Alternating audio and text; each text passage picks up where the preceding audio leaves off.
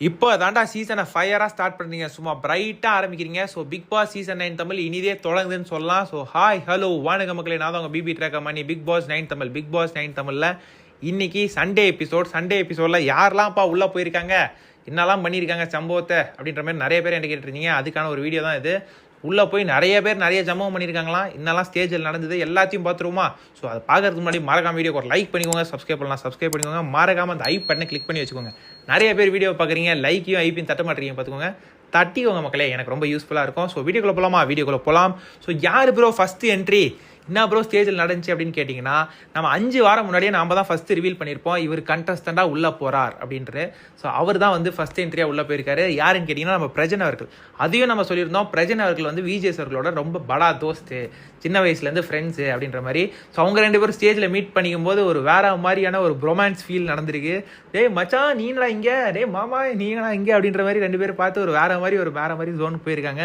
So 2 பேரும் கட்டி பிடிச்சிக்கிறது என்ன, முத்தம் கொடுத்துருக்கிறது என்ன, ஸோ அந்த மாதிரி ஜோனில் போயிருக்கு. ஸோ பார்க்கும்போது ரொம்ப நல்லாயிருக்கும். இன்றைக்கி எபிசோட அதை மிஸ் பண்ணிடாதீங்க. ஸோ ஃபயராக இருக்கும் அந்த மேட்ரு. அதுக்கப்புறம் அவங்க 2 பேரும் வந்து பேசிக்கிட்டு ப்ரோ விஜேஸோட ஃப்ரெண்டா பிரஜனு, அப்போ அவர் தான் இந்த சீசன் டைட்டில் வின்னரா ப்ரோ அப்படின்னு நீங்கள் கேட்கலாம். அப்போல்லாம் இல்லைங்க, அவர் வந்து 90s டைம்லேருந்து அவர் வந்து ஒரு பீக்கான ஒரு ஹீரோ தான். சின்ன திரையிலையும் சரி, இப்போ படங்கள்லாம் சில படங்கள் பண்ணிகிட்டு இருக்காப்புல, நிறையா சீரியல் பண்ணியிருக்காரு. அவர் ஒரு பாட்டு கூட பண்ணியிருக்காருன்னு நினைக்கிறேன். அந்த பாட்டு பயங்கரமான ட்ரெண்ட் தான். அது என்ன பாட்டு எனக்கு தெரில, அந்த பாட்டு தெரிஞ்சதுன்னா மறக்காமல் கமெண்ட்ஸில் கமெண்ட் பண்ணுங்கள். ஸோ அவரோட உழைப்புனால கண்டிப்பாக வந்துட்டு இந்த நிலைமைக்கு வந்திருக்காரு, வந்து பிக் பாஸ்க்கு வந்திருக்காரு. விஜேஸோட ரெக்கமெண்டேஷன், விஜேஸோட கோட்டாலாம் கிடையாது, ஓகேங்களா. எல்லாரும் சொல்ல ஆரம்பிச்சிட்டாங்க ப்ரோ விஜேஸ் ரெக்கமெண்டேஷன் ப்ரோ, விஜேஸோட கோட்டா ப்ரோ அப்படின்ற மாதிரிலாம் சொல்லிட்டு இருக்கீங்க. அப்போ ஈஸியாக ஃபைனலிஸ்ட் ஆகிடுவார் ப்ரோ அப்படின்ற மாதிரிலாம் பேசியிருக்கீங்க. ஒருத்தர் கஷ்டப்பட்டு உழைச்சி வராருங்க, அதை நம்ம வந்துட்டு ஈஸியாக வந்துட்டு இடம் போட்டுறவே கூடாது. அப்புறம் என்ன சொல்கிறாங்க ப்ரோ, அப்போது வீக்கெண்ட் விஜேஸ் வந்து எதுவுமே கேட்க மாட்டார் ப்ரோ, போன சீசன் சாச்சனாக் பண்ணாரே ப்ரோ, அந்த மாதிரி கண்டிப்பாக பிரச்சனைக்கு இருக்குமே ப்ரோ, ஸ்பெஷலாக எல்லாமே கவனிப்புலாம் இருக்குமே ப்ரோ அப்படின்ற மாதிரி கேட்குறது புரியுது. அந்த மாதிரிலாம் எதுவுமே இருக்காது. அந்த விஷயத்தையும் ஸ்டேஜ்லேயே அடித்து உடைச்சிட்டாரு. நம்மளோட பாண்ட் வந்து இந்த ஷோக்கு வந்துட்டு அது டிஸ்டர்பாக இருக்கக்கூடாது. நான் இதை ஹோஸ்ட் பண்ணுறேன், நீங்கள் கண்டஸ்டன்ட், இதை வந்து நம்ம வந்துட்டு அப்படி தான் இருக்கும், நான் கேட்குறத கேட்பேன் அப்படின்றத நம்ம விஜேஸ் அவர்கள் ஸ்ட்ரிக்டாக சொல்லிட்டாரு. ஸோ வேறு மாதிரியான விஷயம் மக்களே, இது வந்துட்டு கண்டிப்பாக வேறு மாதிரியான விஷயம். தான் பாண்ட் இருந்தாலுமே அது ஷோக்கு வெளியே, இது வந்துட்டு ஒரு ஷோன்னும் போது கண்டிப்பாக வந்துட்டு எல்லாருக்கும் நியாயமாக தான் இருக்கணும். அது மக்கள் பிரதிநிதியாக நம்ம விஜேஸ் அவர்கள் ஹோஸ்டாக இருக்காரு. ஸோ அந்த தப்பை வந்துட்டு கண்டிப்பாக விஜேஸ் அவர்கள் பண்ண மாட்டாருன்றது மக்கள் எல்லாருக்குமே தெரியும். ஸோ அந்த விஷயத்த கரெக்டாக அடித்து பேசியிருக்காப்புல நம்ம விஜேஸ் அவர்கள், அது வந்து ரொம்ப பாராட்டத்துக்கக்கூடிய ஒரு விஷயம். ஸோ பிரஜன் அவர்கள் உள்ளே போயிருக்காப்புல. பிரஜனுக்கு அடுத்து யார் ப்ரோ அப்படின்னு கேட்டிங்கன்னா, அவங்க ஒய்ஃப் இருக்காங்கல்ல, அவங்க ஒய்ஃப் போடுவாங்கல்ல. ஸோ பிரச்சனை ஸ்டேஜில் வச்சுக்கிட்டே நம்ம சாண்ட்ரா அவர்களாக கூப்பிட்டுருக்காங்க. சாண்ட்ரா அவர்கள் ஸ்டேஜுக்கு வந்து ஒரு விஷயங்கள்லாம் சொல்லியிருக்காங்க. நிறைய தேவையில்லாத பீஸ்லாம் உள்ளே இருக்குது சார், எல்லாத்தையும் போயிட்டு க்ளீன் பண்ணோம் நாங்கள் அப்படின்ற மாதிரி சொல்லியிருக்காங்க. ஸோ ஃபயராக இருந்துச்சு. அதுக்கப்புறம் நம்ம பிரஜன் அவர்கள் ஓப்பனாகவே சொல்லியிருக்காரு, சார் இந்த ஷோவெலாம் பார்க்க முடியல சார், கண்டிப்பாக அதுவும் முக்கியமாக இந்த சீசன் வந்துட்டு கண்டிப்பாக 18+ நிறைய பேசுகிறாங்க, அது இதுன்னு போயிட்டுருக்கு சார், அதுவும் சின்ன பசங்களாம் எப்படி பார்க்குறாங்கன்னு தெரில அப்படின்ற மாதிரி சொல்லியிருக்காரு. அதுக்கு வந்து நம்ம விஜய் அவர்கள் சொல்லியிருக்காரு, இது 16+ ஷோ, கண்டிப்பாக யாரும் இங்கே கட்டாயப்படுத்தலை பசங்களை பார்க்கணும் அப்படின்றது மாதிரி சொல்லியிருக்காப்புல. அது வந்து ஒரு கரெக்டான விஷயம் தாங்க. 16+ ஷோ தான் இது. கண்டிப்பாக சின்ன பசங்க யாருமே ஷோ பார்க்கக்கூடாது. ஏன்னா முக்கியமாக இந்த சீசனை பார்க்கக்கூடாதுன்ற மாதிரி தான் நான் சொல்லுவேன். அவ்வளோ வல்கராக பண்ணிகிட்டு இருக்காங்க உள்ளே. ஸோ இந்த வைல்ட் கார்டு கண்டஸ்டன் தான் உள்ளே போய் எல்லாரையும் அடித்து எழுப்பணும், டே இது நேஷ்னல் டெலிவிஷன்ரா, விஜய் டிவிடா, வேறு ஏதாவது ஷோ கிடையாதுடா அப்படின்ற மாதிரி அவங்களை எழுப்பணும். கண்டிப்பாக போய் அதை பண்ணுவாங்கன்னு நம்புகிறேன். ஸோ சாண்ட்ராவும் பிரஜனும் ரொம்ப ப்ராமிசிங்காக தெரியுறாங்க. முக்கியமாக பிரஜன் வந்து ரொம்ப ப்ராமிசிங்காக தெரியுறாங்க, நம்ம ஆல்ரெடி சொல்லியிருந்தேன். ஸோ 2 பேரும் உள்ளே போய் மாசான சம்பவத்தை பண்ணுவாங்கன்ற மாதிரி எனக்கு தோணுது. பொறுத்திருந்து பார்ப்போம். பிரஜன் சாண்ட்ரா ஃபேன்ஸ் இருந்தீங்கன்னா மறக்காம ஆப்ஷனில் கமெண்ட் பண்ணுங்கள். ஸோ அடுத்த கண்டஸ்டண்டாக யார் உள்ள என்ட்ரி ஆயிருக்கான்னு பார்த்தீங்கன்னா, நம்ம திவ்யா கணேஷ் அவர்கள். பாகியலட்சுமியில் ஜெனியா நீங்கள் பார்த்துருப்பீங்க. ஸோ அவங்க உள்ளே என்ட்ராறாங்க. ஸோ அவங்க கமருதீனோட எக்ஸ் கேர்ள் ஃப்ரெண்ட் ப்ரோ அப்படின்னு நீங்கள் சொல்லலாம். அவங்க எக்ஸ் கேர்ள் ஃப்ரெண்டாக எந்த கேர்ள் ஃப்ரெண்டாலாம் தெரியலங்க. பட் ஆனால் கமருதீனோட வந்து இந்த மகாநதி சீரியலில் பண்ணியிருக்காங்க போல், பேராக இருந்து நடிச்சிருக்காங்க. ஸோ கண்டிப்பாக கமருதீனை பற்றி அவங்களுக்கு தெரியும், கமருதீனுக்கு அவங்கள பற்றி தெரியும். ஸோ உள்ளே போயினே அவங்க எப்படி பார்த்து என்ன பண்ணிக்க போகிறாங்கன்னு தான் எனக்கு தெரில. பொறுத்திருந்து பார்ப்போம் என்ன நடக்க போகுதுன்றதை பற்றி. திவ்யா கணேஷ் மேலே பெருசாக ஓப்பு இருக்கான்னு கேட்டிங்கன்னா, நிறையா விஷயங்கள் பேசுவாங்கன்னு நினைக்கிறேன். நிறைய இன்டர்வியூஸ் பார்த்தேன், நிறைய போல்டாக விஷயங்கள்லாம் பேசியிருக்காங்க. கண்டிப்பாக கொஞ்சம் எக்ஸ்பெக்டேஷன்ஸ் இருக்குது. பட் பிரஜன் சாண்ட்ரா அளவுக்கு இருக்கான்னு கேட்டிங்கன்னா இல்லை, கொஞ்சம் லோவாக தான் இருக்குது. பட் இவங்களும் ஒரு சில விஷயங்கள் கேம் டேர்ன் ஆகிறதுக்கு ஒரு விஷயம் பண்ணுவாங்கன்ற மாதிரி தான் நம்புகிறேன். ஸோ நீங்கள் சொல்லுங்கள் திவ்யா கணேஷ் எப்படின்றத பற்றி, ஓகேங்களா?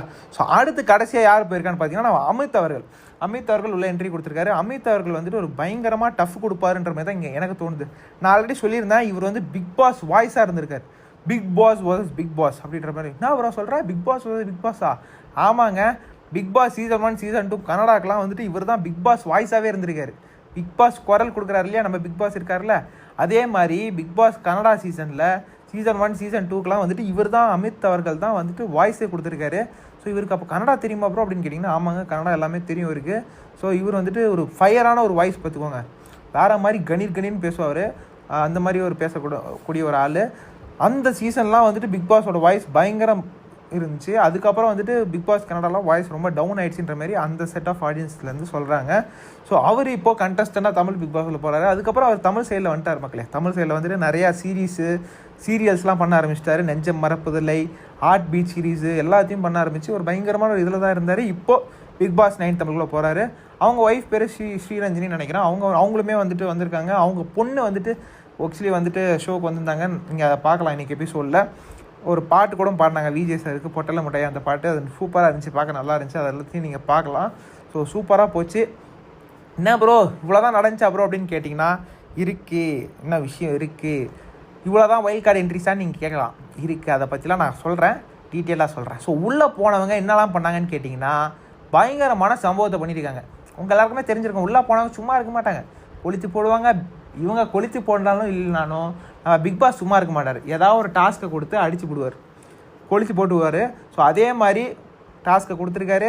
அதில் நம்ம சாண்ட்ரா அக்கா இருக்காங்கல்ல, சும்மா பின்னி பெடலை எடுத்துட்டாங்க பார்த்துக்கோங்க. இன்றைக்கி எபிசோடு ப்ளஸ் லைவை மிஸ் பண்ணிடாதீங்க. சண்டே எபிசோடும் லைவை மிஸ் பண்ணிடாதீங்க. ஸோ அருமையாக இருக்கும். ஸோ சாண்ட்ரா அவர்கள் கிளின்னு கிழிச்சிட்டாங்க எல்லாரையும். முக்கியமாக எல்லாரையும் கிழிச்சிட்டாங்க. நான் யாருன்னு சொல்லி நான் அடுத்தடுத்த வீடியோ சொல்கிறேன். சாண்ட்ரா அவர்கள் மாசான சம்பவத்தை பண்ணிட்டாங்க பார்த்துக்கோங்க. நம்ம பிரஜன் அவர்களும் சம்பவத்தை பண்ணியிருக்காரு. நம்ம விஜய் அவர்கள் வந்து வெளியே சொல்கிறாப்புல, உள்ள நிறையா சண்டைகள் நடந்துகிட்ருக்கு, நம்ம வெளில போய் டிஸ்டர்ப் பண்ண வேணாம் அவங்கள, அவங்க பாட்டு சண்டையை போட்டோம் கிழிச்சி ஆகட்டும் அப்படின்ற மாதிரி சொல்லிட்டாப்புல நம்ம விஜய் அவர்கள். ஸோ அந்த மாதிரி போயிடுச்சு. ப்ரோ இவ்வளோ தானே வைல்ட் கார்டு, இந்த 4 பேர் தான் வைல்ட் கார்டா ப்ரோ அப்படின்னு கேட்டிங்கன்னா, இப்போதைக்கு இவங்க 4 பேர் தாங்க. இதுக்கப்புறம் வைல்ட் கார்டு இருக்கா அப்படின்னு கேட்டிங்கன்னா இருக்குது. இனிமே தான் சம்பவம் இருக்குது. இவங்க 4 பேர் உள்ளே போயிட்டு கிளின்னு கிழிச்சு அடிச்சுக்கிறாங்களா, திருப்பி நாங்கள் விடுவோம், திருப்பி ரீஎன்ட்ரியில் விடுவோம் 2 பேர், திருப்பி 5 பேர் விடுவோம் அப்படின்ற மாதிரி இறக்கிட்டே இருக்க போகிறாங்க பிக் பாஸ் 9 டீமு. சும்மா இருக்க போகிறதில்ல. இந்த சீசனை நாங்கள் பிளாக் பஸ்டர் சீசனாக ஆக்காமல் விட மாட்டோன்றதுல உறுதியாக இருக்காங்க நம்ம பிக் பாஸ் டீமு அப்படின்ற மாதிரி தெரியுது. ஏன்னா இவங்க பண்ணுறதெல்லாம் பார்த்தா அப்படி தான் இருக்குது. நம்ம ஆதிரி அவர்களை ரீஎன்ட்ரி பண்ணுறதுக்காக பேச்சுவார்த்தை நடந்துகிட்ருக்கு. அப்புறம் நம்ம விஜே நந்தினி இருக்காங்கல்ல, நந்தினி அக்கா அழுதுட்டு போனாங்க இல்லையா, அவங்கள பார்த்தாலே எனக்கு வந்துட்டு ஒருத்தர் தான் ஞாபகம் வருது மக்களே. நேற்று எலிமினேட் ஆகி போனார் இல்லையா நம்ம அகோரி கலையரசன் அவர்கள், அவரை பார்த்து ஒன்று சொன்னாங்க, அக்கா உன் கண்ணில் ஒரு பவர் தெரியுதுடா, நீ தான் வந்து கடைசியாக ஜெயிப்ப, இந்த ஷோவை நீ தான் டைட்டில் ஜெயிப்ப, உன் கண்ணில் ஒரு சக்தி இருக்குது அப்படின்ற மாதிரி சொன்னாங்க. நான் அது சொன்னோடனே அப்படியே மிரண்டுட்டேன் மக்களே. அப்பா ஐயோ அப்போ கலையரசன் தான் டைட்டில் வின்னரா அப்படின்னு நினச்சேன். அக்கா உங்கள் மூஞ்சி கூட எனக்கு மறந்து போச்சுக்கா, பட் ஆனால் நீங்கள் சொன்ன அந்த ஸ்டேட்மெண்ட் மட்டும் இன்னும் என் மனசுலேயே இருக்குக்கா. கண்டிப்பாக அந்த சீசன் முடிஞ்சாலும் சரி அந்த ஸ்டேட்மெண்ட்டை மட்டும் நான் மறக்கவே மாட்டேன். அந்த மாதிரி சொன்னாங்க. ஸோ வேற மாதிரி அந்த நைட்டு கலவரம் பண்ணிட்டாங்க போங்க. அந்த நைட்டு வந்துட்டு எப்படி எல்லாரையும் வந்து ஒரு கட்டு சூறை ஆடிட்டாங்க நம்ம அக்கா. திருப்பி உள்ளே போனாங்க வைங்க, நம்ம கிவாரெலாம் பிசிக்கிடுவாங்க, சும்மா போட்டு அடி பின்னிடுவாங்கன்றது சொல்ல தோணுது. ஸோ நந்தினி அக்காவையும் உள்ளே அனுப்புறதுக்கு பேச்சுவார்த்தை போயிட்டுருக்கு மக்களே, ஒன்றும் சொல்கிறதுக்கு இல்லை. அப்புறம் நிறைய சர்ப்ரைசஸ் இருக்குது மக்களே, ஓகேங்களா. நான் நிறைய பேர் சொல்லியிருப்பேன், சிப்பு சூரியன் விஜய் சோபனா அந்த பேர்லாம் சொல்லியிருப்பேன். அதெல்லாம் வந்துட்டு ஒரு விஷயம், பயங்கரமான ஒரு விஷயம் நடக்க போகுது. அது என்னன்னு சொல்லி நான் அடுத்தடுத்த வீடியோவில் உங்களுக்கு அப்டேட் கொடுக்குறேன், ஓகேங்களா. வேறு சீசன்லாம் பார்த்துருப்பீங்க, இந்த மாஸ் எலிமினேஷன், பல்க் எலிமினேஷன் சொல்லி. வீட்டுக்குள்ளே எத்தனை பேர் இருக்காங்கல்ல, கண்டிப்பாக ஒரு 3-4 பேரை ஒன்றா தூக்கணும் இல்லையா.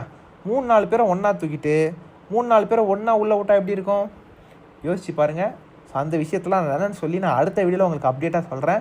ஸோ நீங்கள் சொல்லுங்கள், எந்த வைல்ட் கார்டு கண்டஸ்டன் உங்களுக்கு ப்ராமிசிங்காக தெரியுறாங்கன்றதை மறக்காம கமெண்ட்ஸில் கமெண்ட் பண்ணுங்கள். பிரஜன் அவர்களா, சாண்ட்ரா அவர்களா, திவ்யா கணேஷ் அவர்களா, இல்லை அமித் அவர்களான்னு சொல்லுங்கள். ஸோ என்ன கேட்டிங்கன்னா Prajan, Sandra looking so promising. கண்டிப்பாக சம்பவங்களை பண்ணுவாங்கன்னு சொல்லி எனக்கு தோணுது. முக்கியமாக நம்ம பிரஜனும் சாண்ட்ராவும் வேற மாதிரி தெரியுறாங்க. கண்டிப்பாக 2 பேரில் இல்லை ஒருத்தர் இல்லை 2 பேருமே ஃபைனல்ஸுக்கு வருவாங்கன்ற மாதிரி தான் எனக்கு தோணுது. It's too early to judge தாங்க. பட் நான் சொல்கிறேன், என்னோடய இன்ஸ்டிங் சொல்லுது கண்டிப்பாக இவங்க 2 பேரில் யாரோ ஒருத்தவங்க ஷூராக இருப்பாங்க, 2 பேருமே இருப்பாங்கன்ற மாதிரி தான் எனக்கு தோணுதுங்க. ஸோ நீங்கள் சொல்லுங்கள் கமெண்ட் செக்ஷனில் யார் இருப்பா, யார் மேலே உங்களுக்கு பயங்கரமான எக்ஸ்பெக்டேஷன் இருக்குதுன்றதை மறக்காம கமெண்ட் பண்ணுங்கள். வீடியோ பிடிச்சிருந்தா ஒரே ஒரு லைக் பண்ணுங்கள், சப்ஸ்கிரைப் பண்ணிக்கோங்க. அடுத்த வீடியோவில் நிறைய அப்டேட்ஸோடு உங்களுக்கு வந்து சந்திக்கிறேன். நன்றி, வணக்கம்.